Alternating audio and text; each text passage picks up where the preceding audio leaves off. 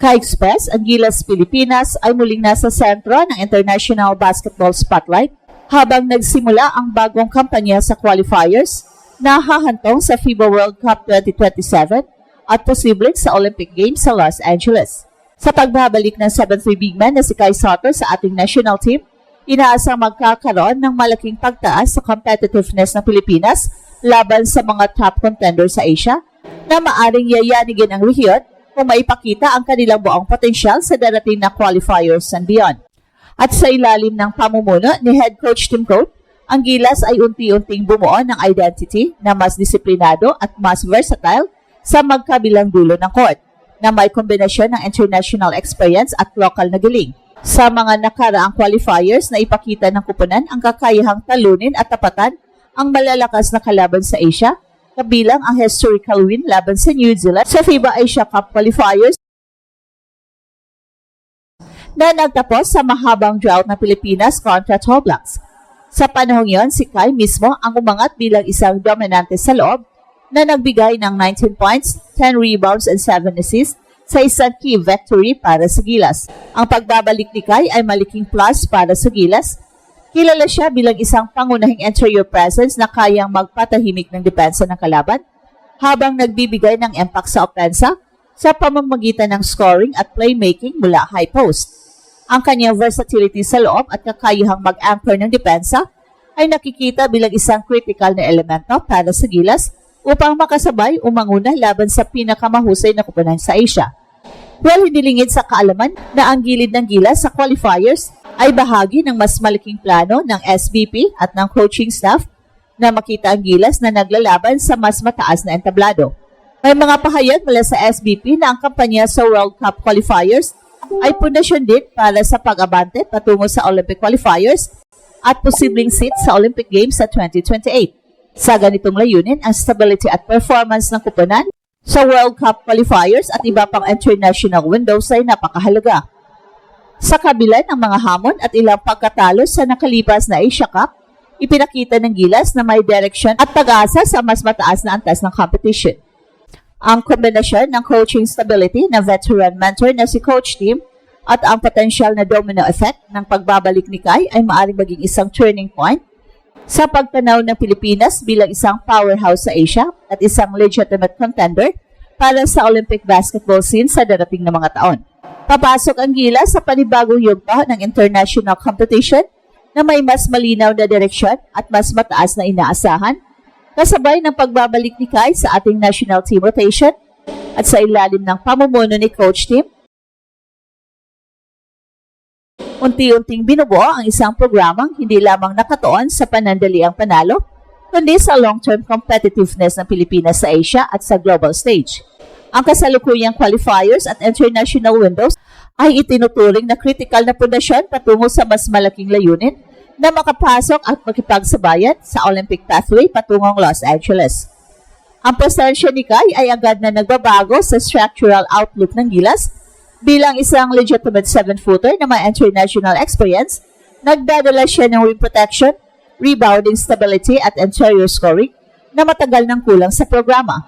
Sa mga nakaraang laban ng Gilas kung saan naging available si Kai, kapansin-pansin ang mas organisadong depensa at mas balancing opensa.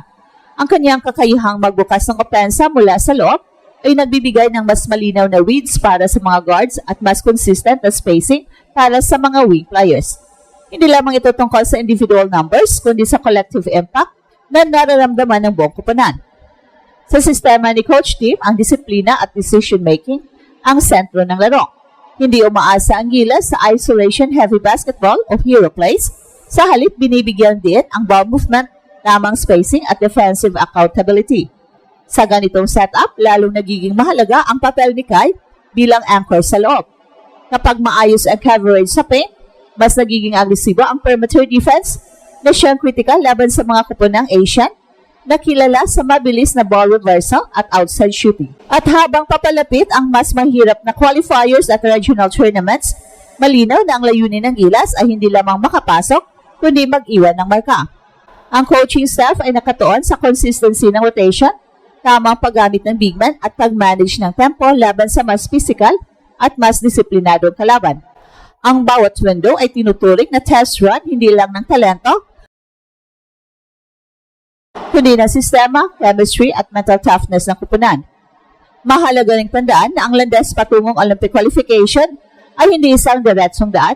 Kinakailangan nito ng tuloy-tuloy na performances laban sa top Asian teams, maayos na FIBA ranking positioning at solidong resulta sa World Cup-related tournaments.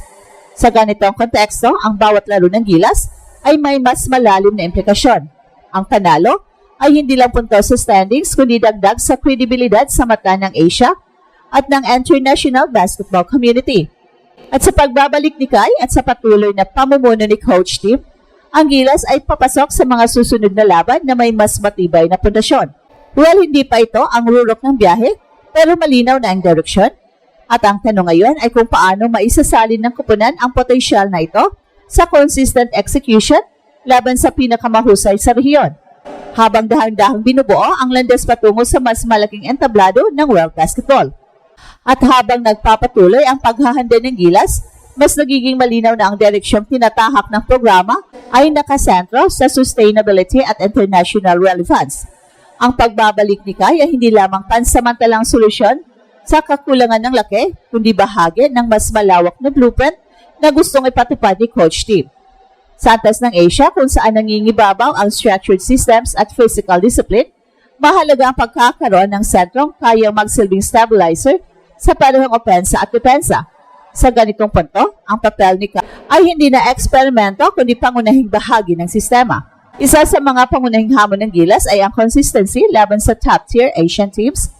Sa mga nakaraang taon, napatunayan na kayang makipagsabayan ng Gilas sa loob ng ilang quarters pero madalas nagkukulang sa execution sa dulo ng laro. So dito pumapasok ang halaga ng mas malinaw na hierarchy sa loob ng kupunan. Kapag alam ng bawat manlalaro ang kanilang papel, mas nagiging kontrolado ang desisyon sa ilalim ng pressure. Sa presensya ni Kai sa loob, mas nagiging simple ang reads ng guards at mas nababawasan ang force shots na nagiging sanhe ng momentum shift pabor sa kalaban. Sa ilalim ng sistemang pinapatakbo ni Coach Tim, ang depensa ang nagsisilbing pundasyon ng opensa.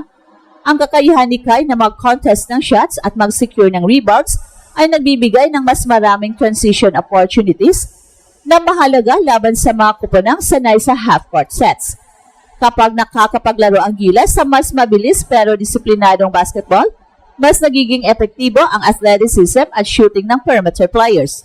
Ang ganitong balanse ay critical sa mga laban kung saan maliit ang margin of error. At ito ang Express Info kung saan bawat kwento ginulat ang mundo. Don't forget to like and subscribe.